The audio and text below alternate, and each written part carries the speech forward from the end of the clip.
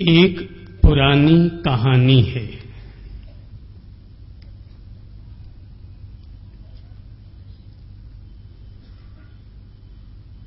मंदिर के एक पुजारी की 2 संतानें थीं।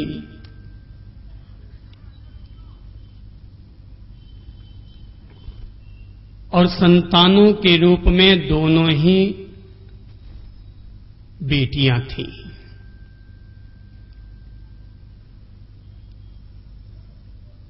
एक बेटी का ब्याह कुम्हार के घर हुआ था और एक बेटी का ब्याह किसान के साथ।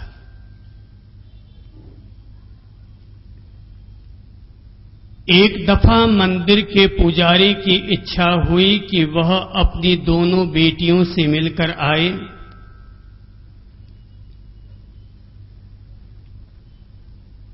सो मंदिर का पुजारी रवाना हुआ। सबसे पहले कुम्हार के घर पर गया। उसकी काफी वहां पर खिदमत हुई और जब वहां से रवाना होने लगा तो उसकी बेटी ने अपने पिता के पांव छूते हुए प्रार्थना की कि पिताजी, आप मेरे लिए ईश्वर से प्रार्थना करें कि धरती पर बारिश न हो। अगर बारिश हो गई तो मेरे बनाए हुए मिट्टी के सारे घड़े बिखर जाएंगे। पिता ने कहा, ठीक है बेटा, मैं तुम्हारे लिए ऐसी ही प्रार्थना करूंगा। पिता वहां से रवाना हुआ, दूसरी बेटी के घर पर गया। वहां पर भी उसका आतिथ्य सत्कार हुआ और जब रवाना होने लगा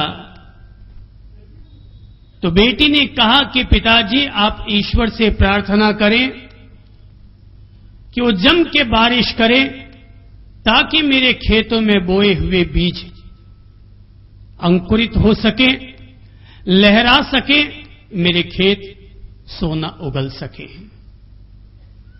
जैसे ही बेटी ने ये बात कही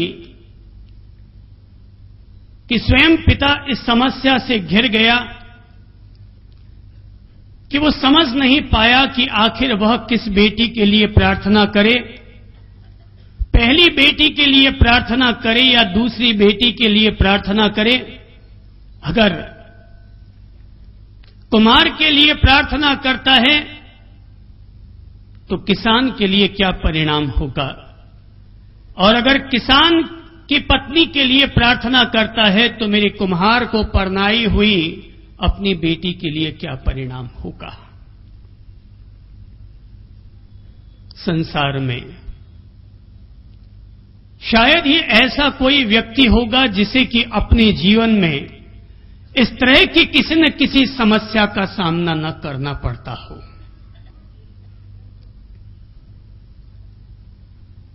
दुनिया में हर किसी इंसान के सामने जब तब समस्याएं आती ही रहती हैं। कुछ समस्याएं ऐसी होती हैं जिनका कि इंसान समाधान कर लेता है और कुछ समस्याएं ऐसी होती हैं जो कि उसके लिए बगैर समाधान के रह जाया करती है। जो लोग अपने जीवन में आने वाली समस्याओं से विचलित हो जाया करते हैं, उनसे मैं कहूंगा कि दुनिया का कोई भी बीज ऐसा नहीं है कि जिस बीज को बगैर धूप खाए और बरगद होने का सौभाग्य मिलता हो। यदि नदिया के बीच में पड़े हुए बड़े बड़े पत्थर मिलते हैं तो नदिया उसे अपने लिए बाधा न समझे, वरन नदिया में पड़े हुए वे पत्थर के टुकड़े ही तो नदिया के पानी को जल में संगीत देने की प्रेरणा देते हैं और उनसे टकरा टकरा करके ही नदियां कल कल का संगीत जन्म दिया करती है। समस्या आनी हर किसी इंसान के लिए स्वाभाविक है, यदि एक सास और बहू है तो उनके बीच भी समस्या खड़ी हो सकती है, भाई भाई के बीच भी समस्या आ सकती है, व्यापार करने वाले हर व्यापारी के जीवन में भी समस्या आ सकती है, और समाज संस्कृति का संवहन करने वाले लोगों के बीच भी समस्या पैदा हो सकती है। यदि किसी को यह कहा जाए कि आज चंद्रप्रभ समस्याओं का तोड़ बताएंगे, तो हर आदमी की एक ही प्रतिक्रिया होगी, क्या समस्याओं का तोड़ होगा? अरे मेरे जीवन में तो समस्याएं ही समस्याएं हैं। जो व्यक्ति अपनी समस्याओं का समाधान करने का प्रयत्न करता है, वही व्यक्ति समझदार कहलाता है, और जो व्यक्ति अपनी समस्याओं का समाधान करने का प्रयत्न नहीं करता, वो व्यक्ति खुद ही अपने जीवन की एक समस्या बन जाया करता है। हर किसी इंसान के जीवन में समस्याएं तो आएंगी, और व्यक्ति अपनी बुद्धि के द्वारा उन समस्याओं का समाधान भी करने की कोशिश करेगा। पर जब समस्याओं का समाधान नहीं निकल पाता, तो फिर आदमी किसी तंत्र मंत्र की शरण में जाता है।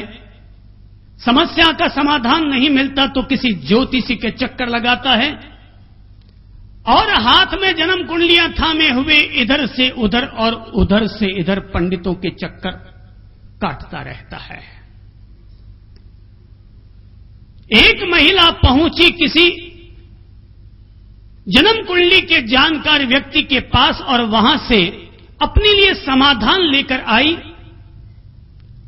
और समाधान ये लेकर के आई कि जिस व्यक्ति से तुम्हारी अनबन है, उस व्यक्ति का नाम कागज पर लिख डालो, उसे प्लास्टिक की थैली में बंद कर दो, और शहद की शीशी में उस व्यक्ति का नाम,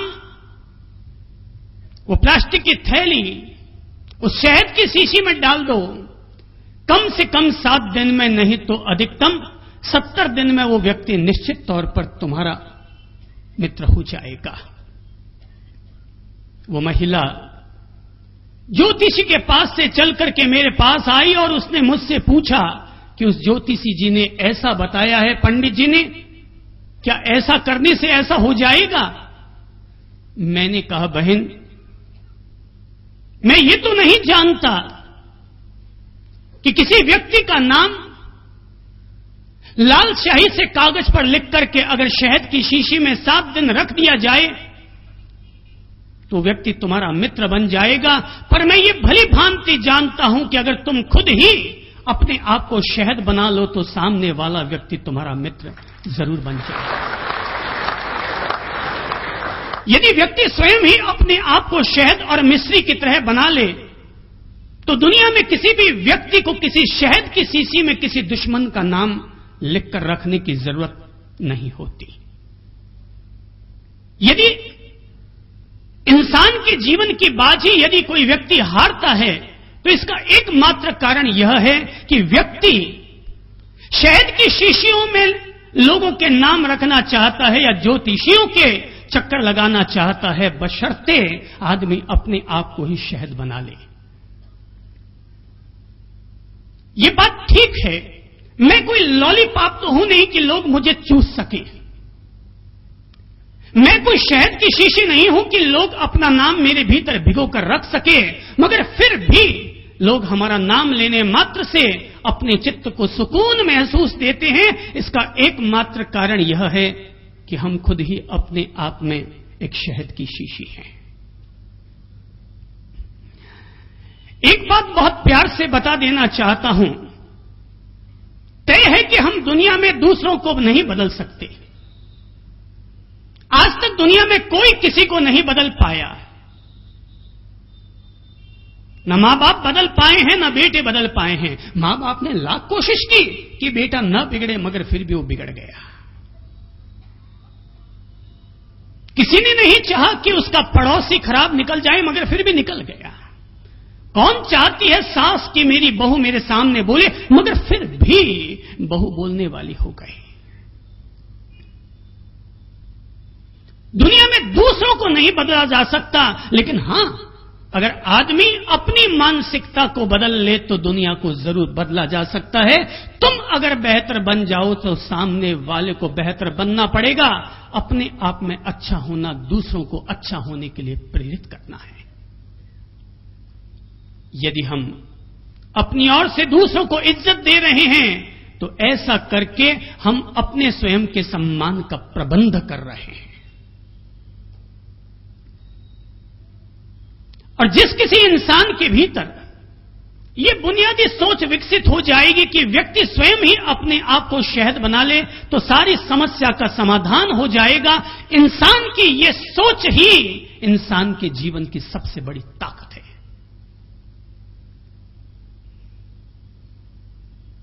इंसान की अच्छी सोच इंसान के जीवन के मित्र है और इंसान की बुरी सोच ही इंसान के जीवन की सबसे बड़ी दुश्मन है।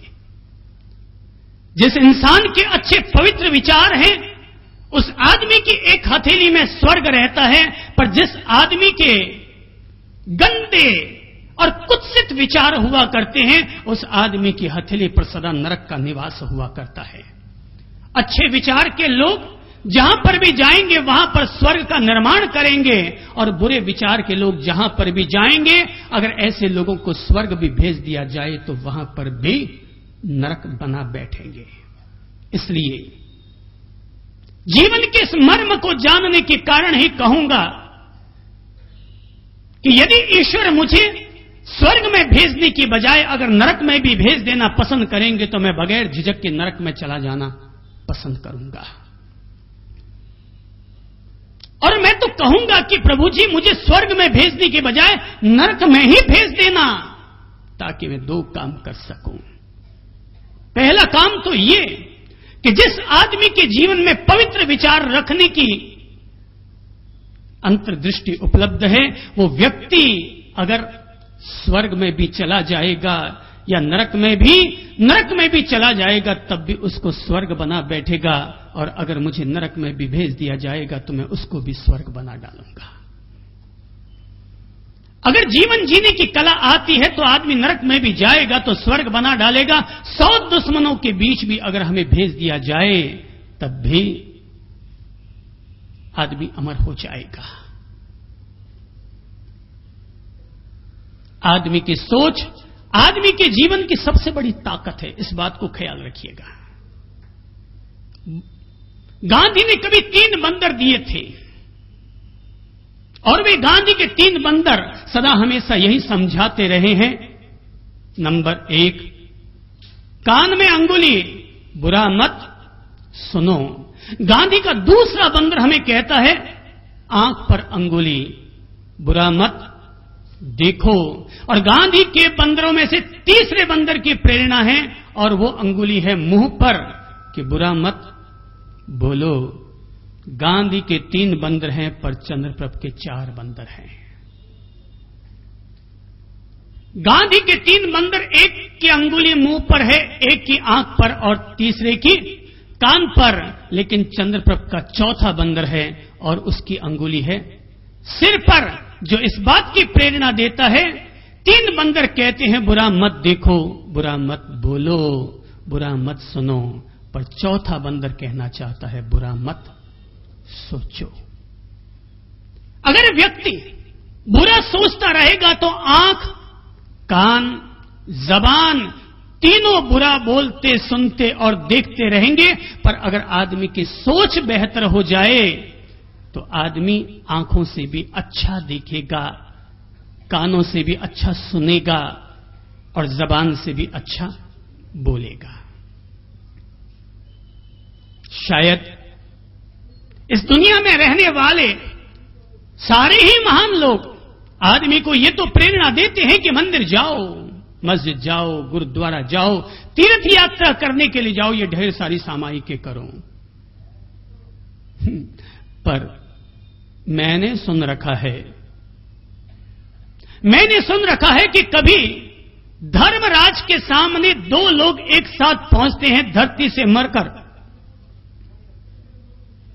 एक होती है वेश्या, एक होता है संत। दोनों ही वहां पर पहुंचते हैं और जब चित्रगुप्त पूछता है कि भगवान किसको कहां भेजा जाए? वही खाते टटोले जाते हैं और तब ये निर्णय दिया जाता है कि वेश्या को स्वर्ग भेजा जाए और संत को नरक। वेश्या कहती है, प्रभु जी आपकी कहीं चूक हो गई है। अरे उल्टा पन्ना पढ़ दिया होगा आपने। संत ने भी कहा, महाराज अरे लगता है आपके कोई गड़बड़ हो गई।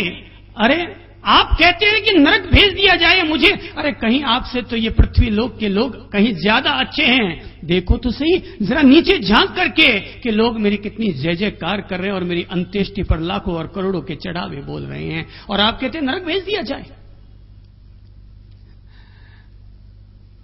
धर्मराज ने कहा, भाई धरती के लोगों के द्वारा गलती हो सकती है, पर हम धर्मराजों के द्वारा गलती नहीं होती।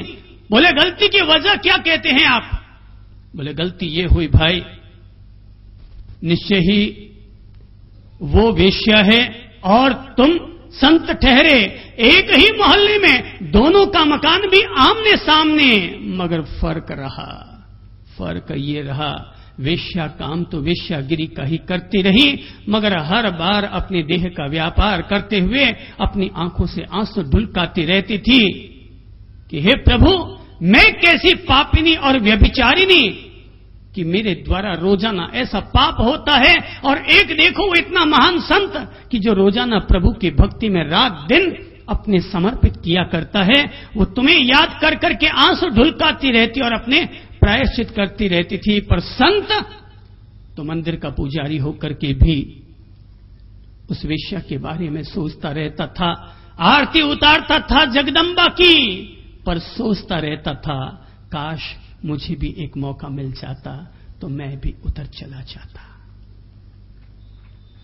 काश मुझे भी एक मौका मिल जाता तो मैं भी उधर चला जाता।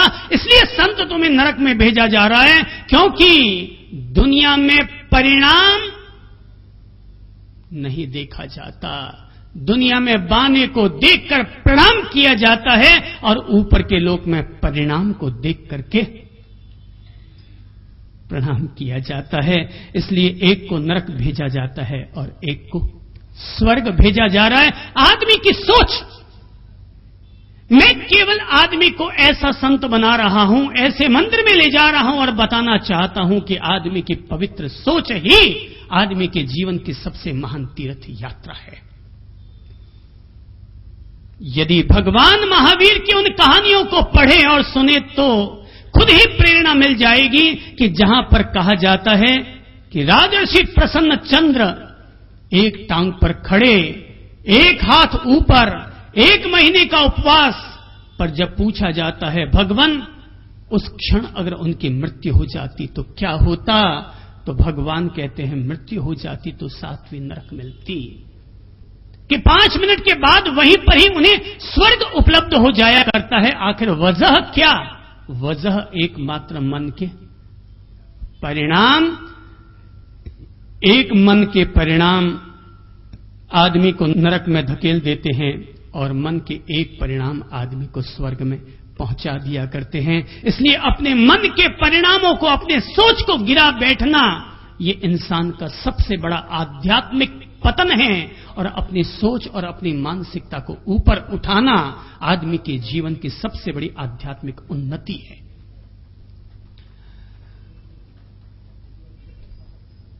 सोच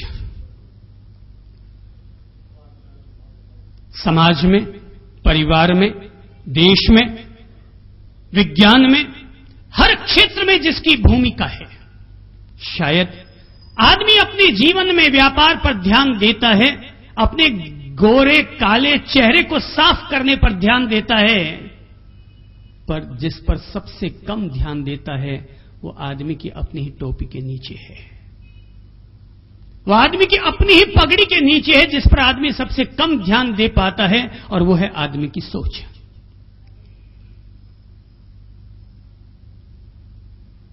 सोच ठीक है, सास बहू के बीच प्रेम पनपेगा, सोच खराब है तो सास बहू का घर जुदा जुदा होगा।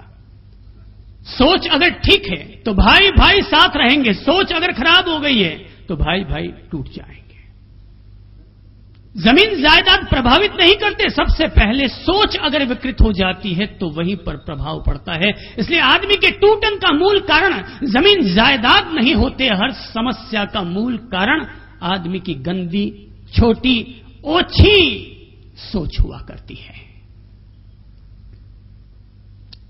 सास और बहू को जोड़ने के लिए, बिखरे हुए परिवार को जोड़ने के लिए, बिखरे हुए समाजों को जोड़ने के लिए, टूटे हुए दो देशों को जोड़ने के लिए एक सोच की बहुत बड़ी भूमिका हो सकती है। इसीलिए मैं सोच पर हर हमेश बोलना पसंद करता हूं, क्योंकि मैं मानता हूं सबसे पहले आदमी की सोच है। जो आदमी सोचेगा, जैसा सोचेगा वैसा जबान से बोलेगा, जैसा बोलेगा वैसा व्यवहार करेगा, जैसा व्यवहार करेगा वैसा उसका आचरण होगा, और जैसा आचरण होगा वैसा ही उसका चरित्र कहलाएगा। इसलिए आदमी के चरित्र को बेहतर बनाने के लिए, वापस उल्टा चलिए, चरित्र को ठीक करना तो किसको ठीक करना पड़ेगा? किसको? व्यवहार को। और व्यवहार को ठीक करना है तो किसको ठीक करना पड़ेगा? जबान को। और जबान को अगर ठीक करना है तो किसको ठीक करना पड़ेगा? सोच को। तो मूल केंद्र कहां से शुरू है? आदमी की सोच से। आप किसकी प्रेरणा से जीते हैं? मेरी प्रेरणा से नहीं, किसी धर्म की प्रेरणा से नहीं, शास्त्र की प्रेरणा से नहीं, मां बाप की प्रेरणा से नहीं, टीचर की प्रेरणा से नहीं। आदमी जीता है, जो कुछ करता है अपनी सोच की प्रेरणा से अपने जीवन की सारी गतिविधियों को संपादित करता है। इसलिए एक सोच को ठीक करना जीवन की सारी व्यवस्थाओं को ठीक करना है। एक सोच को ठीक करना सारी व्यवस्थाओं को ठीक करना है। आज आसमान में सुपरसोनिक जेट विमान चलते हैं, किस कारण? इंसान चंद्रलोक तक पहुंच चुका है, किस कारण? हर हाथ में मोबाइल है, इसके पीछे किसकी भूमिका है? हर आदमी के पास कार और स्कूटर, इसके पीछे किसकी भूमिका है? पहले इंसान पैदा तो हुआ था इसी मिट्टी पर इस मिट्टी का मकान बनाने की प्रेरणा किसके पीछे है? सबके पीछे एक ही चीज काम करती है, और वो है आदमी की सोच, सोच, सोच। इस समय दुनिया की सबसे पॉपुलर कंपनी है और उसका नाम है सोनी। सोनी वर्ल्ड कप के मालिक ने कभी अपना इंटरव्यू देते हुए यह बात कही थी कि thinking is the backbone of the any successful products. Thinking is the backbone, आदमी की सोच किसी भी सफलतम उत्पादन का मेरुदंड हुआ करती है। हम हिंदुस्तानी लोग इसलिए पिछड़ जाते हैं कि जब एक बार कोई चीज चल जाती है तो देख लेते अब तो माल चल पड़ा, अब कौन चिंता करे। लेकिन वहां के लोग अपनी सोच को भी रोज बेहतर बनाते हैं और अपने उत्पादन को भी बेहतर बनाते हैं। क्या 5 साल पहले किसी आदमी ने सोचा था कि यहां पर मोबाइल केवल 10 पैसे 1 मिनट में उपलब्ध हो जाएंगे इंसान को? जहां पर फोन के बिल जमा कराने के लिए लाइन में लगना पड़ता था, वहां पर आदमी को 100 रुपए में दिन भर मोबाइल ठोकने की छूट मिल रही है। इसके पीछे वजह क्या? इसके पीछे वजह है रिलायंस की वो सोच कि जिसने ये प्रण किया था कि वो भारत के हर इंसान के हाथ में मोबाइल देना पसंद करेगा और हर आदमी को ये अधिकार पहुंचा देगा कि मात्र 1 रुपये में वो पूरे देश में कहीं पर भी बात कर सके। सारे मोबाइल कंपनियों को पिटने वाला और पिटाने वाला कोई है तो वो रिलायंस है, जिसने सबको लाकर के सड़क पर खड़ा कर दिया। अरे जब आज मात्र 10 पैसे और 50 पैसे में सारी कंपनियों को पहुंचा रहा है तो जरा सोचो कि इन कंपनियों ने अब तक हमसे कितना ऐंठा होगा, कितना हमसे इकट्ठा किया होगा, कितना हमारा शोषण किया होगा। सोच, ये सोच अगर आदमी सोच लेता है तो मानकर चलें जेट विमान जो पैदा हुआ है उसके पीछे एक लंबी सोच ने काम किया है। मोबाइल इतना सस्ता हुआ है उसके पीछे एक सोच ने काम किया है। अंबानी आदमी ऐसे ही नहीं बनता, हर अंबानी के पीछे सोच काम करती है।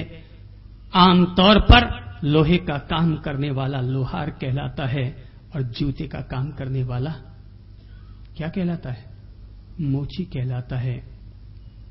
पर इसी लोहे का काम करने वाले लोग देश में, संसार में टाटा के नाम से मशहूर हो जाते हैं और जूते का काम करने वाले लोग बाटा के नाम से मशहूर हो जाते हैं। अगर तुम एक मोची बनकर केवल उस चौराहे तक की सोच रखोगे तो जिंदगी भर मोची रहोगे, पर अगर तुम्हें मोची से कुछ और आगे निकलना है तो यही आने वाले कल को, जो अतीत में कभी मोची था, आने वाले कल को वही दुनिया का बाटा बन गया और लोहे का काम करने वाला लोहार कहलाता है। लेकिन उस छोटी सी दुकान से काम शुरू करने वाला व्यक्ति ही आने वाले कल को पूरे देश का टाटा बन जाता है। सोच, इस हिंदुस्तान में अब तक लोगों को बहुत सारी बातें बताई गई, लेकिन आदमी की सोच को सकारात्मक और बेहतर बना दिया जाना चाहिए, ऐसी प्रेरणा देने वाले लोग नहीं मिल पाए। दुनिया की हर स्कूल में लोगों को ढेर सारी किताबें पढ़ाई जाती है, पर जीने के स्तर को कैसे ऊपर उठाया जाए यह दुनिया के किसी भी स्कूल में नहीं पढ़ाया जाता। इसलिए आजाद चौक कोई संतों का कारखाना नहीं है, आजाद चौक जीवन जीने की पाठशाला है कि जहां पर आदमी आकर के अपने जीवन के जीने के स्तर को ऊपर। ये कितनी बड़ी बात हो गई कि जिस इंसान ने 25 साल अपने स्कूल में बिताए, जिस इंसान ने अपने 25 साल अपनी घर गृहस्थी में बिताए, उस 50 साल के व्यक्ति को भी हमें संबोधित करना पड़ रहा है। इसलिए संबोधित करना पड़ रहा है क्योंकि पढ़ा बहुत है, ठोकरें बहुत खाई है, पैसा बहुत कमाया है, पर जीवन जीने का तरीका अभी भी नहीं जान पाया है। और उसकी शुरुआत कहीं से होगी तो आदमी की सोच से होगी। तो मेरे भाई, जिस सोच से इंसान की शुरुआत होती है, यदि आदमी की सोच नेगेटिव है, आदमी अगर फालतू बैठा है, आदमी अगर निकम्मा बैठा है, करेगा क्या? आप अगर मुझे सुन रहे हैं, प्यार से सुन रहे हैं, तो आप वहां नहीं बैठे हैं। मैं और आप, हम और आप दोनों एक रूप हो चुके हैं। 10,000 लोग बैठे रहते हैं पर एक आदमी को खांसी नहीं आती, गजब की बात है। 10,000 लोग बैठे हैं, एक सुई गिर जाए तो भी आवाज आ जाती है, ये बड़ी गजब की बात है। गजब की बात इसलिए है कि कोई यहां बैठा नहीं है, वरन आप वहां बैठे हैं, मैं यहां बैठा हूं। दूरी शरीर की जरूर है, पर अपन दोनों की आत्मा एक रूप हो चुकी है।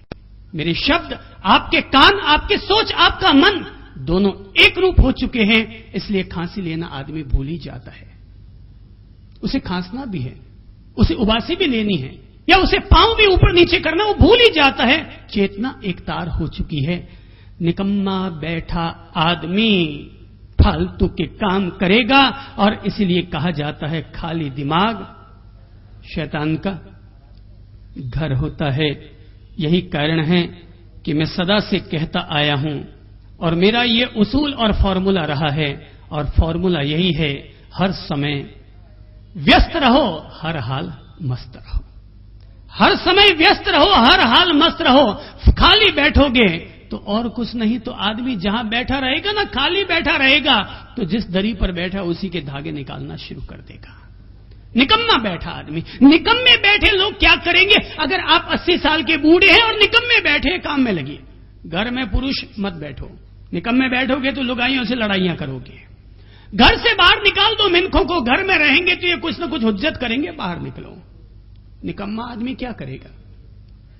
दुनिया में जितने लोग शराब पीते हैं वो सब निकम्मे आदमी हैं। निकम्मा आदमी क्या करेगा? और कुछ सूझता नहीं तो पीना ही सूझता, और करेगा क्या वो? और उसको कुछ सूझता ही नहीं है। तो निकम्मे लोग शराब पीते हैं, निकम्मे लोग जर्दा खाते हैं, और उन्हें कुछ सूझता नहीं तो यही सब सूझता रहता, ऊंधा सूंधा करना। वैसे अच्छा है, वो केवल जर्दा ही खा रहे हैं। अगर जर्दा खाना नहीं सीखते तो और किसी की जेब में से पॉकेट मारी करते, वो कुछ ना कुछ तो करते। निकम्मे हैं तो निकम्मे कुछ ना कुछ तो करेंगे।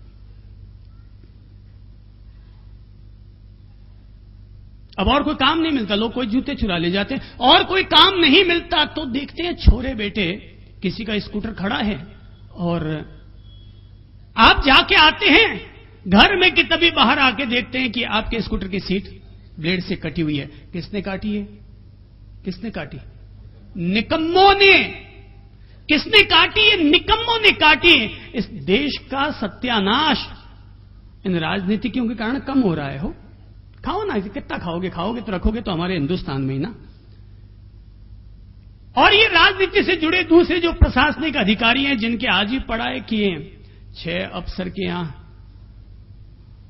डाका डाला गया तो 20 करोड़ निकल के आ गया। हालांकि जो डाका डालने गए उनको भी अगर तफ्तीश करो तो उनके यहां भी ऐसे ही 20 करोड़ मिलेंगे। बेटे लोग दूसरों के यहां जाके आउट करते हैं कि उसके यहां इतना है, हालांकि जो जा रहा है ना उसके यहां भी ऐसे ही है। वैसे मुझे अगर प्रधानमंत्री बना दिया जाए इस देश का तो मैं सबसे पहले सेल टैक्स और इनकम टैक्स के सारे ऑफिसरों पर रेड डलवाऊं। गड़बड़ियां वहीं से होती है।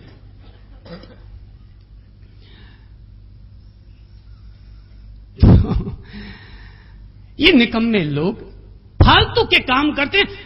अच्छी तरह हमें याद है, हमने ये घटना और भी कहीं कही है। पिछले साल मैंने जोधपुर में गांधी मैदान में कही, लेकिन यहां आजाद चौक भीलवाड़ा में न कह पाया, पर यहां वापस उसको दोहरा देता हूं। और बात इसी भीलवाड़ा नगर की है। हम लोग यहां पर कारागार में कैदियों को संबोधित करने के लिए जा रहे थे। बीच में एक स्कूल आती है,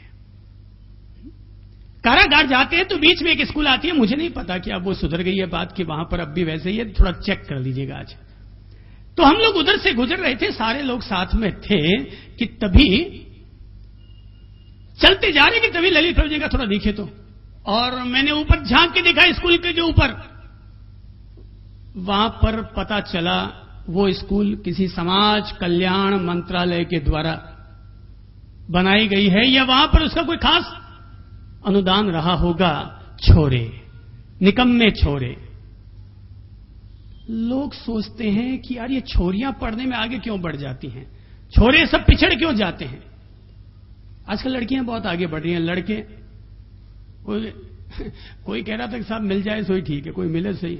अरे मिल इसलिए नहीं रही है क्योंकि हमने अपने लखनों को इतना आगे नहीं बढ़ाया, इसलिए अपन कंवारे घूम रहे हैं। लखन अपने ठीक कर लो तो सारे कंवारों की शादी हो जाएगी। छोरियों को मिले नहीं रहे अच्छे छोरे। तुम अच्छे बन जाओ तो छोरियां तुम्हें खुद ही चयन कर लेगी। पहले जमाने में तो सीता एक स्वयंवर करती थी, आजकल तो जो चाहे सो स्वयंवर कर सकता है। तो ये छोरे और कुछ होता नहीं है तो ऊंधे सूंधे करते। हम रास्ते पर चलते, मील के पत्थरों को देखते हैं तो मील के पत्थर दिखते हैं, उन पर किलोमीटर नहीं होता। छोरे आते हैं घिसघिसा के चले जाते हैं। तो समाज कल्याण मंत्रालय के द्वारा वहां कोई खास सहयोग दिया हुआ होगा। तो महाराज ने कहा थोड़ा नजर डाली, तो ऊपर मैंने नजर डाला, चौंक पड़ा, दोबारा पढ़ा, तिबारा पढ़ा। मैंने कहा अरे हुआ क्या? छोरों ने क्या किया, मंत्रालय लिखा हुआ था, मंत्रालय पर से जो बिंदु थी उस पर तो साफ कर दिया और म के नीचे ऊ कर दिया। म के नीचे ऊ कर दिया। अब उसका उच्चारण क्या होता है आप ही कीजिए। निकम्मे, नकारात्मक सोच के लोग, छोटी सोच के लोग, ओछी सोच के लोग जो कुछ नहीं कर पाते, वे लोग ऐसे ही काम किया करते हैं। और इसीलिए मैं अपनी ओर से समाधान के रूप में कहना चाहूंगा कि जिंदगी की हर समस्या का तोड़ अगर किसी के पास है तो वो केवल अपनी ही सोच के पास है, और वो आदमी की सोच होनी चाहिए सकारात्मक सोच। एकमात्र इसकी शुरुआत कहीं से आप करेंगे तो उसकी शुरुआत सकारात्मक सोच के साथ होगी। स्वस्थ, प्रसन्न और मधुर जीवन जीने के लिए अगर कोई बुनियादी रास्ता है तो वह रास्ता है सकारात्मक सोच।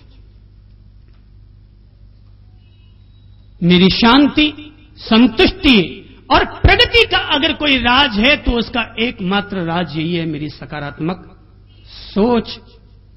शायद दुनिया में जितने भी मंत्र हैं, उन मंत्रों में से कौन से मंत्र कारगर हुए हैं और कौन से मंत्र व्यर्थ गए हैं, इसके बारे में मैं नहीं जानता।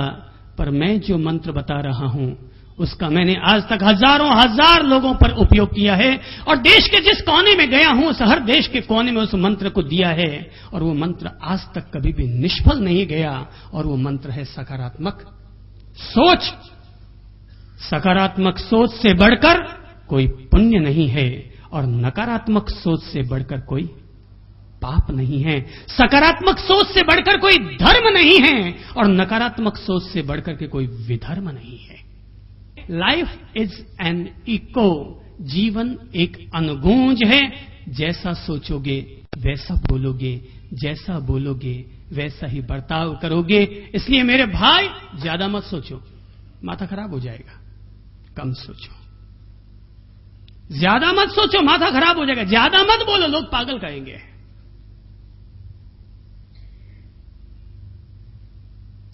सोचिए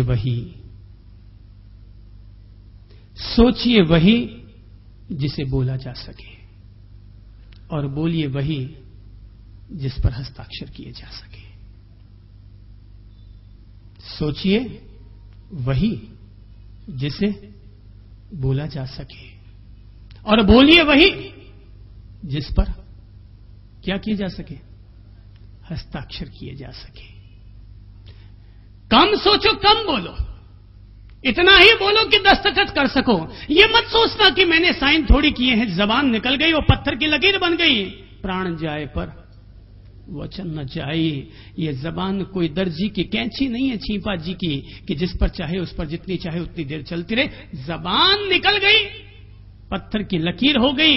जबान उतनी ही निकालिएगा जितनी आप सोचते हैं। इसलिए लिमिटेड सोचो और लिमिटेड बोलो। तो मैंने कहा सोचिए वही जिसे, याद कर लो लाइन को, सोचिए वही जिसे बोला जा सके और बोलिए वही जिसके नीचे साइन किया जा सके। और जैसा बोलेंगे ना वापस हम पर वैसा ही लौट कर आएगा। जैसा बोलेंगे वापस वैसा ही लौट कर आएगा। आपने देखा होगा जंगल में कभी आप गुजरे हों और किसी कुएं में झांक कर जरा कहना हो, क्या आता है वापस? क्या आता है? हो। एक बार आता है कि 3 बार? कुएं में मुंह डाल करके बोलेंगे हो, वापस लौट कर आएगा हो। 3 गुना ज्यादा आवाज लौट कर आएगी। इस दुनिया में भी सब कुछ वैसा ही लौट कर आया करता है। इसलिए वो मेरी कहानी बड़ी मशहूर रही है कि जब मैंने कहा था कि एक बच्चे और मां के बीच में झगड़ा हो गया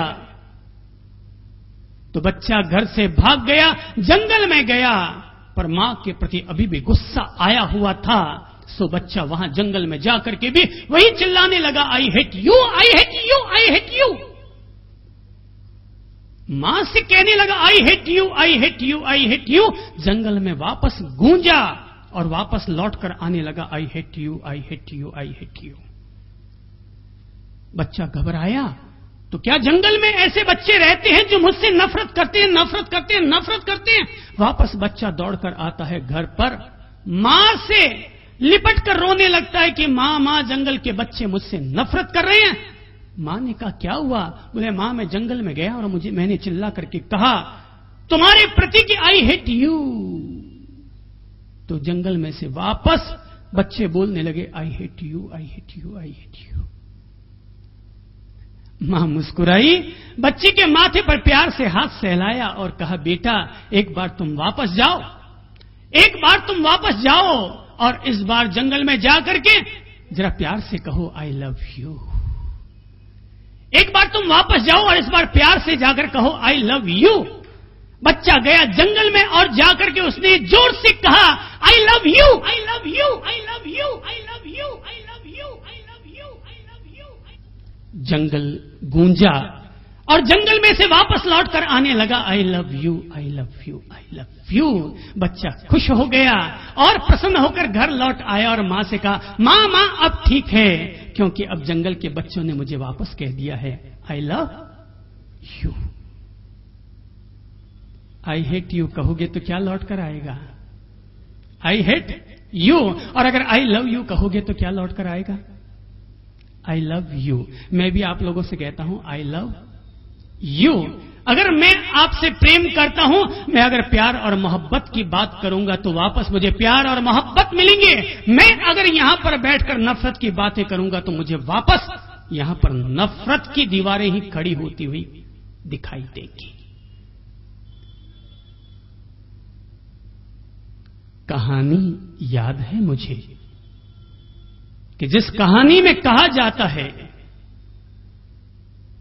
एक बहू ने अपनी दादी सास को तल घर में बंद कर दिया था और घर में जो भी तले की रोटी बनती थी वही उन्हें खिला दिया करती। मिट्टी की परात उन्हें सौंप दी गई थी जिसमें बैठ करके वो खाना खाया करती। एक दिन पोता खेल रहा था और खेलते खेलते अचानक उसकी गेंद तल भंवर के नीचे गिर गई और जाकर के जहां मां जी की मिट्टी की परात पड़ी थी उसी पर जाके गिरी और मिट्टी की परात फूट गई। पोता नीचे दौड़ता हुआ गया अपनी गेंद को उठाने के लिए कि तभी दादी को नीचे बैठा उसने कहा, तुम कौन हो? बोले, मैं तेरी दादी हूं बेटा, मैं तेरी दादी हूं। आप और नीचे रोने लगी।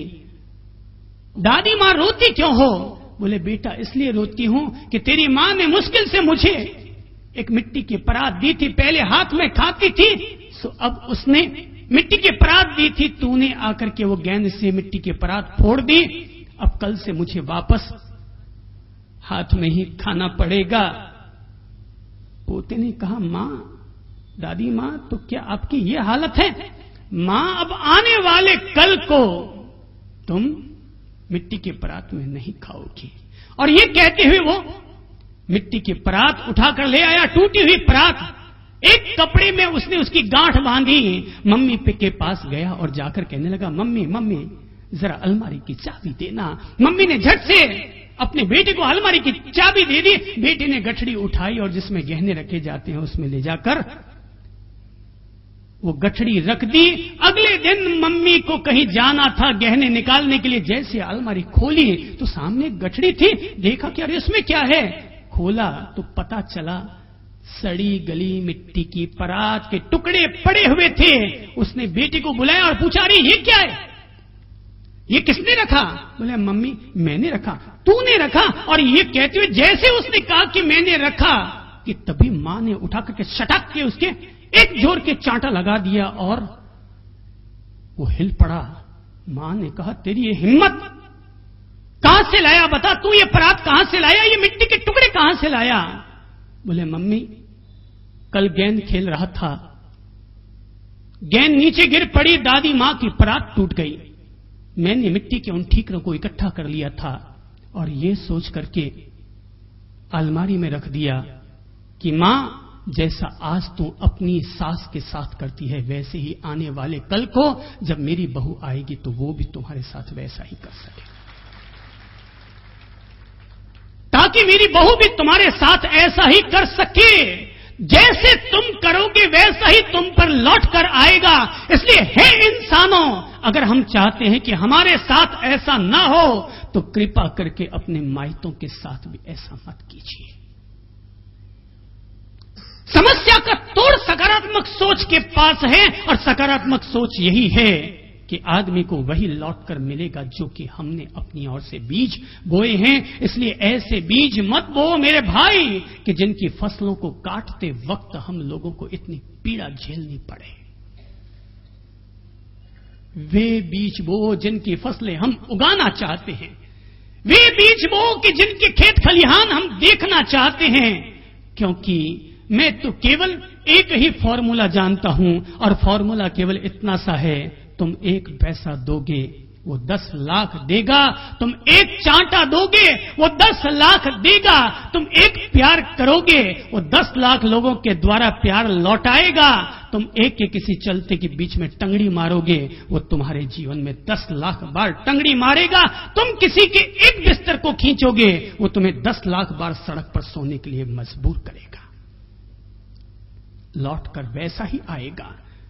कोई व्यक्ति आज जैसा है उन सब का उत्तरदायी वो स्वयं है। मैं अगर आज संत हूं तो इसलिए हूं क्योंकि मैंने संत होना चाहा। आप एक सेठ हैं तो इसलिए हैं क्योंकि आपने सेठ होना चाहा। आज अगर आप गरीब हैं तो इसलिए क्योंकि आपने कभी गरीब होना चाहा। आपने किसी गरीब का शोषण किया तो आज आप गरीब बने और बीते हुए कलों को, दिनों को आपने किसी के लिए अपना धन लुटाया था, तो आज आप अमीर बने। घर के दरवाजे पर आने वाला भिखारी लेने के लिए कम आता है, देने के लिए ज्यादा आता है। और भिखारी ये दे के जाता है, भाई मैंने किसी को कुछ न दिया तो आज मेरे हाल ये हुए हैं, और तूने भी किसी को कुछ न दिया तो तुम भी आने वाले कल को वहीं खड़े रहोगे जहां आज मैं खड़ा। जहां आज मैं खड़ा हूं, आने वाले कल को तुम भी वहीं पर खड़े रहोगे। कुदरत लौटाती है, जैसे बोओगे वैसे ही यहां पर लौट करके आएगा। समाधान है, हर समस्या का तोड़ है, हर समस्या का यहां पर तोड़ है। आप लोगों ने गणित तो पढ़ी है ना, जोड़, गुणा, बाकी, भाग। तो देख लो, भागा करना चाहते हो कि गुणा? माइनस रखना चाहते हो कि प्लस? माइनस रखना चाहते हो तो सास बहू खूब लड़ो।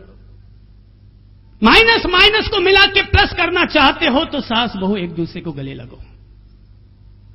मेरी सासू जी, मेरी बहुओं जी सुबह उठकर के सास को प्रणाम करना, पर सासों केवल बहू को जिंदगी भर धोखी मत लगवाते रहना, कभी उसको गले भी लगाना, कभी उसको गले भी लगाना, थोड़ा प्यार भी करना। बाप केवल बेटे को हर समय डांटता ना रहे, कभी अपने हाथों से गले से भी लगाए, थोड़ा प्यार मोहब्बत भी करना सीखो। अगर आप दिवाली पर लक्ष्मी जी का पूजन तो करते हैं, लोग बेटे दीपावली आती है तो दुकान पर तो रंग रोली करते हैं, पर बहू की रंग रोली नहीं करते। भाई रोजाना घर में केवल जीमने के लिए मत जाओ। अरे महीने में 2 महीने में एक दफा जिसके हाथ से खाना खाते हो उसके लिए एक अच्छी सी 500 रुपए की साड़ी भी लेके जाया करो। देखो अभी तो आपको छाछ पीने को मिलती है, कल आपको रायता पीने को मिलेगा। केवल जीमने जाओगे तो छाछ पीने को मिलेगी, वो भी थोड़ी जरूरत से ज्यादा ही पतली होगी। पर अगर बहू का लाड करेंगे तो बहू खुद भले ही छाछ पी लेगी, मगर अपने ससुर साहब को जरूर रायता खिलाना पसंद करेगी कि नहीं बच जाएगा तो मैं खा लूंगी, नहीं तो कोई बात नहीं अचार से रोटी खा लूंगी, पर मेरे ससुर साहब पापा जी आने वाले हैं। लाड करोगे तो वापस लाड लौट कर आएगा, और राड करोगे तो राड लौट कर आएगी। बहू लाड करने के लिए है, राड करने के लिए नहीं है। यह सकारात्मक सोच है कि आदमी घर जाए ना तो मुंह सुझाकर मत जाओ, चेहरे को चढ़ाकर मत जाओ। घर में घुसो ना, घर में बाद में घुसना, उससे पहले घर के बाहर आपने कचरा पेटी रखी हुई है ना। नगर पालिका बहुत अच्छी है, हर मोहल्ले में कचरा पेटियां रखती है। आप भी अपने घर के बाहर एक कचरा पेटी रख लिया करो, और जैसे घर के भीतर घुसो ना, घर में बाद में घुसना, उससे पहले 1 मिनट वहां खड़े हो जाना और देख लेना आपके जेब में कुछ कचरा पचरा भरा पड़ा है क्या, तो निकाल के फेंक देना। हो सकता है आपने पाउच खाया हो, खाली पाउच पड़ा हो, निकाल के फेंक दो। फालतू के कागज भी होंगे, क्यों बाहर ले जाते हो भाई, घर में निकाल के फेंक दो। जेब में जो भी कचरा दिखे सब निकाल के फेंक दो। 1 मिनट के लिए दिमाग पर भी गौर करो, देखो उसमें भी कुछ कचरा भरा पड़ा है।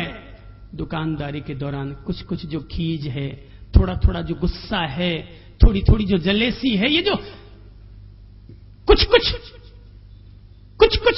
जो हमारे दिमाग में भरा पड़ा रहता है दिन भर का, कि हम घर में जाते अपनी बहू पर चिल्लाने लगते हैं, अरे भाई साहब आपकी धर्म पत्नी जी दिन भर से आपकी इंतजारी कर रही है, दिन भर आपके लिए याद कर रही थी, दिन भर ईश्वर से प्रार्थना कर रही थी, आपके लिए अगरबत्तियां जला रही थी, कब मेरे बालम जी आए। पर वो तो घर में आते ही ऐसे धौंस मारने लगे कि लगने लगा ये बालम जी नहीं, ये तो जालम जी है, ये तो बालम जी नहीं, ये तो जालम जी हैं। और वो जब आप धौंस मारने लगते हो कहते हैं अरे यार मैं भी कीड़ा वास्ता माथो लड़ाया हो, बारे जावे आगे सू जावे। पर मेरे भाई वो जो अंदर घुसो ना, उससे पहले वो जो कुछ जो कचरा भरा पड़ा ना, उसको भी उस कचरा पेटी में फेंक दो। ये जो कुछ गुस्सा, कुछ खीज, कुछ चिड़चिड़ापन, ये सब जो भरा हो ना, उनको निकाल के बाहर फेंक दो, और थोड़ा सा मुस्कुराओ प्यार से, और फिर घर के भीतर प्रवेश कर जाओ। आपके चेहरे की पोजीशन ऐसे ही चमक खाएगी जैसे कोई साधक साधना करके अपने चेहरे की पोजीशन को चमकदार बनाया करता है। तो चमकदार बनाया करता है। जितने प्रतिशत आप सकारात्मक बनेंगे ना, उतने प्रतिशत आप सफल होंगे।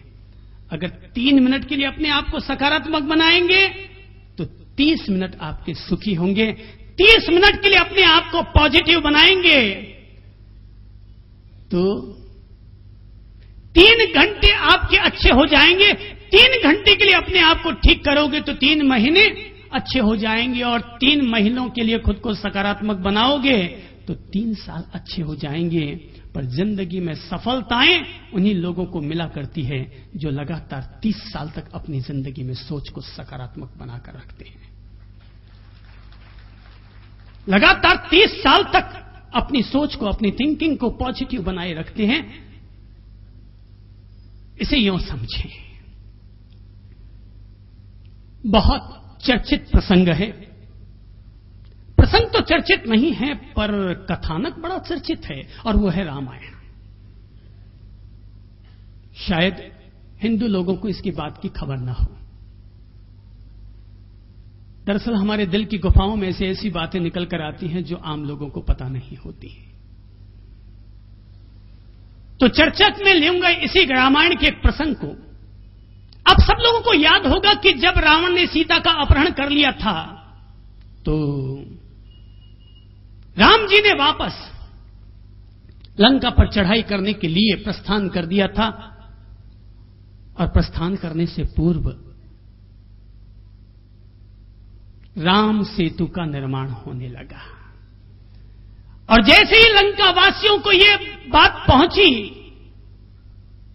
कि समुद्र के किनारे पत्थर डाले जा रहे हैं और पत्थर भी डूब नहीं रहे हैं, राम का नाम अगर पत्थर पर लिख करके रख दिया जाए तो पत्थर भी डूबता नहीं है, और राम सेतु का निर्माण होता चला जा रहा है। 2 किलोमीटर, 4 किलोमीटर, 10 किलोमीटर लंबा वो पुल पहुंच चुका है।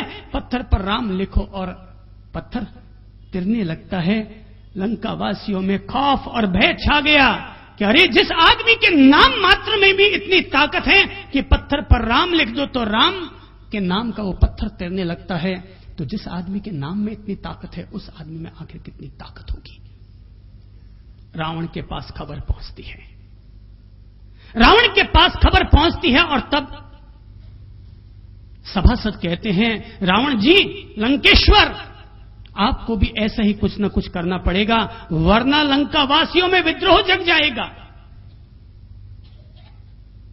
रावण ने सोचा, वास्तव में यार ये गजब की बात है कि पत्थर पर नाम लिख दो, उतने मात्र से पत्थर तिरने लगता है। लंका वासियों में अगर फिर से चेतना जगानी है तो मुझे भी रावण के नाम को पत्थर पर लिखना होगा और पत्थर को तिराना होगा। सोचा, पर क्या ऐसा हो सकता है? मुझे में ये तो ताकत है कि मैं कुबेर को काख में दबा लूं, ब्रह्मा विष्णु महेश को अपने सभा में आने के लिए मजबूर कर डालूं, पर मेरे नाम में इतनी ताकत तो नहीं है कि मैं लिखूं पत्थर पर और पत्थर पानी पर तिरने लग जाए। सोचा, फिर अचानक आइडिया आ गई और वो कहा कि ठीक है, हम भी पत्थर पर अपना नाम लिखेंगे और पत्थर को पानी में तिरवाएंगे। और कहते हैं कि तब रावण पहुंच गए लंका के समुद्र तट पर, और वहां जाकर के सारी लंका के बीच, लंका वासियों के बीच में उन्होंने हाथ में एक पत्थर उठवाया और कहा कि इस पर रावण लिखो। रावण लिख दिया गया। हाथ में रावण ने पत्थर उठाया और पानी में छोड़ दिया। जरा बताइए कि पत्थर तिरा की डूब गया? क्या हुआ? डूब गया। अरे सारी दुनिया यही समझती थी डूब गया, मगर वो पत्थर डूबा नहीं, वरन वो पत्थर तिर पड़ा। और जैसे वो पत्थर तिरने लगा कि पूरे लंका में रावण की जय जयकार होने लग गई। रावण की जय जयकार होने लग गई। रावण चला गया अपना सीना फुलाए हुए राजमहलों में। मंदोदरी ने कहा, प्रियतम, मुझे ये तो पता है कि आप में ताकत बहुत है, कि राम के पास शील की ताकत है, पातिव्रत्य धर्म की ताकत है, धर्म और मर्यादा की ताकत है कि जिसके कारण उनके नाम का पत्थर तिरता है। पर आपके पास ऐसी कौन सी ताकत है कि जिसके कारण पत्थर पानी पर तिर गया? रावण ने जो बात कही ना, मैं चाहता हूं मेरी इस बात को पूरी दुनिया तक पहुंचा दिया जाए।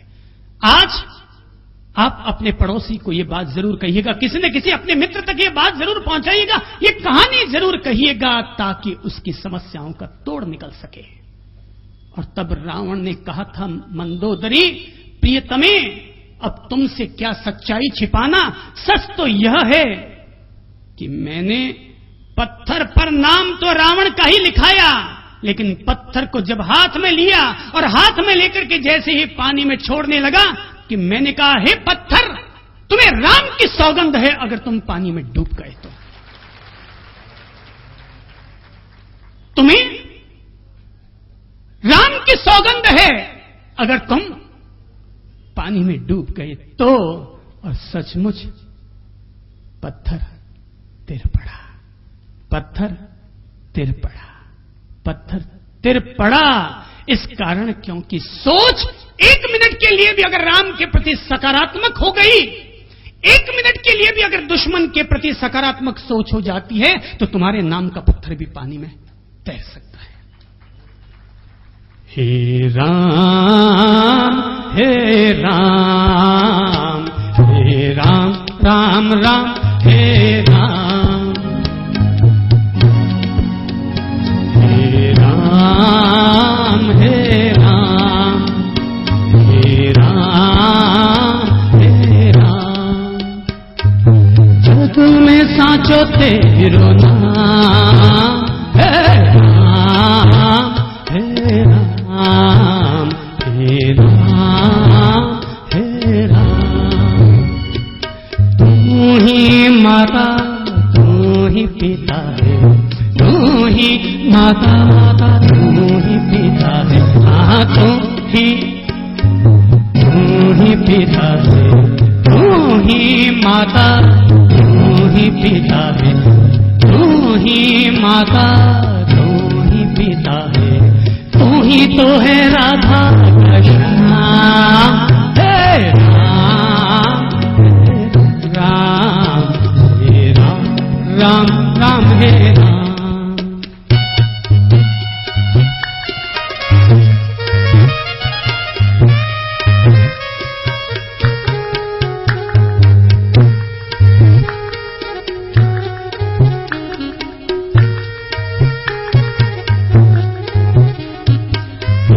अंतर्यामी सबका स्वामी, हाँ हाँ तुम ले लो आनंद, हाँ हाँ तुम अंतर्यामी, यामी सबका स्वामी, हाँ अंतर्यामी सबका स्वामी, तेरे चरणों में चारों धाम, हे राम, हे राम, राम राम। अगर आप हिंदू हैं इसलिए अगर राम का नाम लेते हैं तो मत लीजिएगा, और अगर आप जैन हैं और इसलिए अगर राम का नाम नहीं ले रहे तो ले लीजिएगा। मेरे लिए राम एक बहुत महान शब्द है। राम पर किसी का कोई बपौती नहीं है। राम हिंदुओं के नहीं और महावीर केवल जैनों के नहीं है। महावीर भी सारी इंसानियत के हैं और राम भी सारी इंसानियत के हैं। जरा महावीर शब्द बोलो, ढूंढो राम का है। जरा राम शब्द बोलो, ढूंढो उसमें महावीर का है। महावीर उल्टो उलट डालो, राम में महावीर समाया और महावीर में राम समाया है। महावीर का अंतिम अक्षर क्या है? क्या है? र। राम का पहला अक्षर क्या है? र। महावीर का पहला अक्षर क्या है? मां। और राम का अंतिम अक्षर क्या है? हटाओ, सारे छाती बूटों को हटाओ। इसलिए प्रेम से एक ही बात बोलो, हे राम, हे राम, हे राम, हे राम। अरे तू ही बिगाड़े रे तू ही संवारे, हाँ तू ही बिगाड़े रे तू ही संवारे, हाँ तू ही बिगाड़े तू ही संवारे। इस जग के सारे काम हे राम, हे राम, हे राम।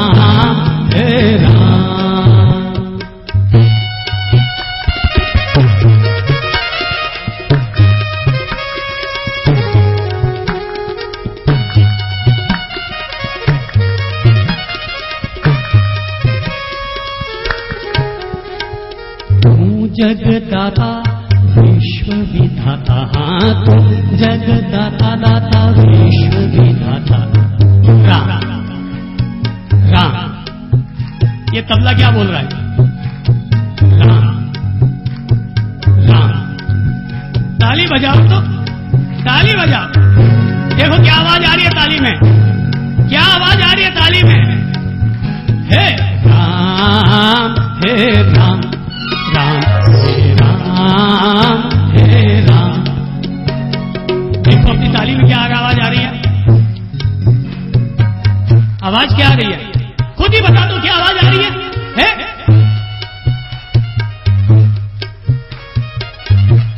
आवाज देखो, मेरी जबान से नहीं, अपनी जबान से नहीं, ताली में देखो कि क्या आवाज आ रही है।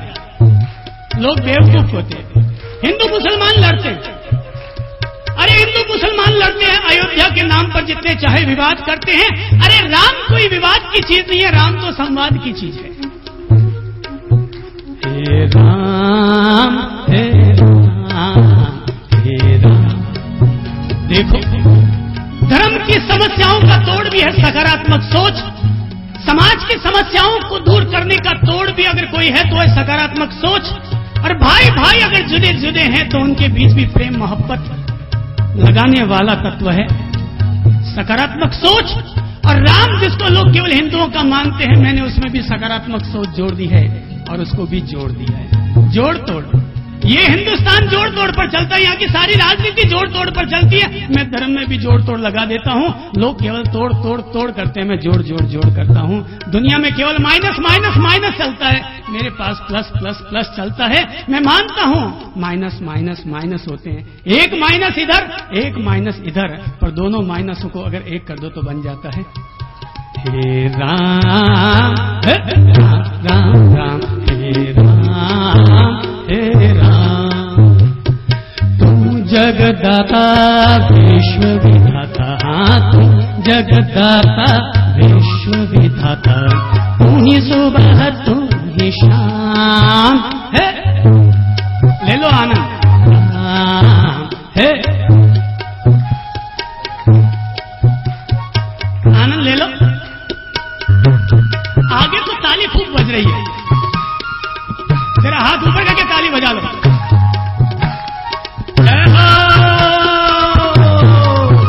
हे राम हे राम हे राम हे राम हे राम हे राम। तू ही जगदाता दाता विश्व विधाता, हाँ तू ही जगदाता विश्व विधाता, हाँ तू जगदाता विश्व विधाता। तेरे चरणों में चारों धाम है, राम राम हे राम हे राम हे राम।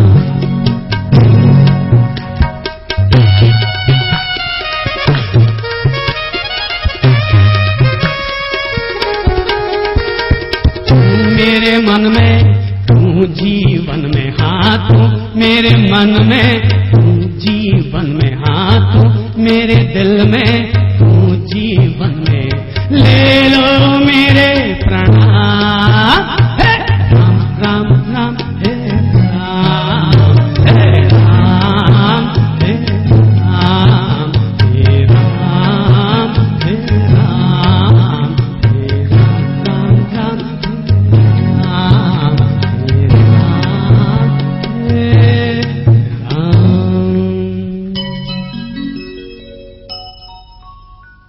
हे राम का र। जैन धर्म के प्रथम तीर्थंकर का नाम क्या है? ऋषभदेव।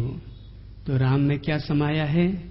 जैनों का पहला तीर्थंकर और जैन धर्म के अंतिम तीर्थंकर हैं महावीर स्वामी। तो राम का म क्या है? महावीर स्वामी। माइनस माइनस जोड़ दो तो क्या हो जाता है? प्लस। दूरियां हट जानी चाहिए, कैनवास बड़ा हो जाना चाहिए। यही है सकारात्मक सोच, यही है सकारात्मक सोच। दो चल रहे हैं, अगर केस कोर्ट में माइनस है इधर भी और माइनस है उधर भी। देरानी और जेठानी अलग रहते हैं, एक की सब्जी में नमक अलग पड़ता है, दूसरे की सब्जी में नमक अलग पड़ता है, दोनों ही माइनस में। पर माइनस माइनस एक कर दो तो क्या हो जाएगा? प्लस। अलग हो चुका नमक भी महंगा पड़ता है और साथ में रहने वाले भाई भी फायदे में हुआ करते हैं। जहां पर दो भाई साथ रहते हैं वहां 1 और 1 11 हो जाते हैं। जहां 4 भाई साथ रहते हैं वो गांव का चौधरी हो जाता है, और जहां 5 भाई साथ रहते हैं वो गांव का पंच हो जाता है, और जहां घर के सारे लोग ही साथ साथ रहते हैं वो पूरे देश का सरपंच हो जाता है। पॉजिटिवनेस किसी भी इंसान के जीवन की सफलता के बुनियादी तत्व यही हुआ करते हैं। Positive thinking, self confidence. Positive thinking plus self confidence plus hard working plus, मैंने कहा, number 1 positive thinking, number 2 self confidence, number 3 hard working, number 4 work planning बराबर गोल इज ओके। तुम अपने लक्ष्य को पा चुके, पर शुरुआत वहीं से होगी जहां से सोच आपकी ठीक हो जाएगी। सोच अगर खराब है, काला चश्मा पहनकर अगर चंद्रप्रभ के पास भी आओगे ना तो यहां पर भी 4 कमियां नजर आ जाएंगी। पर अगर नजरों को साफ करके आप अपने पड़ोसी के पास जाओगे तो वहां पर भी आपको चंद्रप्रभ नजर आ जाएगा। सोच को ठीक कर लो भाई, सारी गड़बड़ी यही होती है। अपनी सोच को ठीक रख सके हम लोग तो ये सकारात्मकता हमें क्या सिखाती है, सकारात्मक सोच हमें क्या सिखाती है, ये हमें पहला पाठ सिखाना चाहती है कि अपने मिजाज को ठंडा रखो। सोच हमारी तभी सकारात्मक रह पाएगी जब पहले चरण में हम लोग अपने मिजाज को ठंडा रख सकेंगे। आदमी का मिजाज ठंडा रहना चाहिए, गरम मिजाज, ठंडा मिजाज। जैसे ही मिजाज गरम हुआ कि सारा मामला गड़बड़ा गया। मिजाज को रखो ठंडा, घर में आ जाए डॉक्टर तो मारो उसको डंडा। मिजाज को रखो ठंडा। बीमारियां इसलिए क्योंकि आदमी का मिजाज बात बात में बिगड़ जाता है। ये मिजाज सामायिक करवा रहा हूं, मिजाज को ठंडा रखना, 48 मिनट तक लगातार अपने मिजाज को ठंडा रखना अपने आप में महाराज स्वामी जी की एक सामायिक कर लेने के समान है।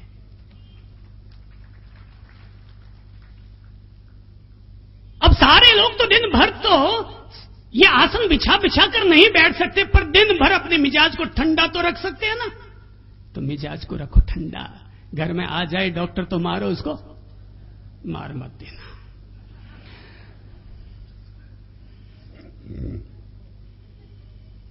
पर जिस व्यक्ति का मिजाज सदा ठंडा रहता उस आदमी को कभी बीमारी नहीं आया करती। बीमारी का पहला कारण स्रोत इस दिमाग से पैदा होता है। घर की टकराहट मिजाज के खराब हो जाने से होती है। और जैसे ही लोग हमारी बड़ी तारीफ किया करते हैं, और मैं आपको इस तारीफ का राज केवल एक ही बता दूं, लोग तो गेले हैं जो हमारी तारीफ करते हैं। हमारी सफलता का राज केवल इतना सही है, और राज ये है कि आप चाहे जैसे बोलो मगर हम अपने मिजाज को ठंडा रखेंगे। और जहां 2 में से एक आदमी मिजाज को ठंडा रख ले तो सामने वाला कैसा भी क्यों ना आ जाए ठंडा हो ही जाएगा। तुम अगर ठंडे हो, तुम अगर कूल हो तो अगला कूल है। तुम अगर हांफते हुए आए हो, गर्मी से परेशान हो, पर सामने कूलर मिल जाए तो ठंडे। दूध उफन रहा है और थोड़ा सा पानी का ठंडा छींटा डाल दिया तो ठंडे। कुल मिलाकर ठंडे। बर्फ के गोले खाने की इच्छा है क्या? तो मिजाज को ठंडा रखो। ये बर्फ का गोला है कि जो आदमी अपने मिजाज को हमेशा ठंडा रखता है वो हमेशा बर्फ के गोले खाता ही रहता है। हाँ, अगर किसी ने आपको गाली दी है ना, आप गाली दे दो, छूट देता हूं। अगर किसी ने आपको गाली दी है, गाली दे देना। किसी ने आप पर गुस्सा किया, गुस्सा कर लेना, पर केवल इतनी सी बात सोच लेना कि उसने तुम्हें गाली दी, सही किया या गलत किया, जरा बोलो तो। किसी ने आपको गाली दी, अच्छा किया या बुरा किया, बोलो क्या किया? बुरा किया, अगले ने हमें गाली दी, आपने कहा बुरा किया। जरा इतना सा सोच लेना कि आपने भी अगर उसको गाली दे डाली तो क्या अच्छा किया या बुरा किया? तो दोनों एक मांझने के हो गए ना। अगर किसी ने हमें गाली दी है और हम अगर उसको गाली देते, आप दीजिए, आपकी मौज, पर केवल इतना सा सोच लीजिए कि क्या आपको गाली देना शोभा देता है? एक क्वेश्चन मार्क खुद पर खड़ा कर दीजिए। फिर भी अगर गाली देने की इच्छा हो तो जबान आपके और आपके बाप की, मुझे कहां तकलीफ है। किसी को अगर गाली देनी है, पर इतना सा सोच लीजिए, अपने आप पर एक क्वेश्चन मार्क लगे, क्या उसने तो गाली दी, मैं भी अगर गाली का जवाब गाली से दूंगा तो क्या मुझे यह शोभा देगा? देगा? देगा है? नहीं देगा। बस मेरी इस लाइन को जिंदगी भर याद रखना। जो बात आप लोग तैश में आकर कहते ना, थारे बाप ने, जड़ से अपन लोग है ना बहुत ऊंचा ऊंचा बोलते हैं, अपन सारे लोग ऊंचे ऊंचे तो बहुत बोलते हैं, पर एक सेकंड में थारे बाप ने, थारी मां ने, और अपन एक सेकंड में अपने मुंह पर गाली ले आते हैं। मेरे भाई, मेरे बंधुवर, जो बात हमने तैश में आकर कही है, केवल इतना सा सोचो कि जो बात हमने तैश में आकर कही है, वही बात अगर हम ठंडे मिजाज के साथ प्रेम से कह देते तो हमारा उसमें क्या बिगड़ जाता। इस तरह अब पश्चाताप तो न करना पड़ता। जो बात हमने तैश में आकर कही है, पढ़े लिखे लोग मां बाप की गालियां निकाल देते हैं। हां, गांव के गंवारू बीड़ी पीने वाले लोग निकालते हैं, माफ है। हम शहर में रहने वाले लोग, एमबीए चार्टर्ड अकाउंटेंट लोग, और हम लोग अपने मुंह से गाली निकाल देते हैं, तो इसका अर्थ यह हुआ कि इस इंसान को अभी तक सही शब्दों का चयन करना नहीं आता। इसलिए हम लोग मां बहन, मां बाप और इस तरह की गालियां जो मन में आए सो अपने बोलते रहते हैं। सो मैं कहना चाहता हूं, अपने मिजाज को क्या रखो? ठंडा। और फिर भी अगर मिजाज कभी गर्म हो जाए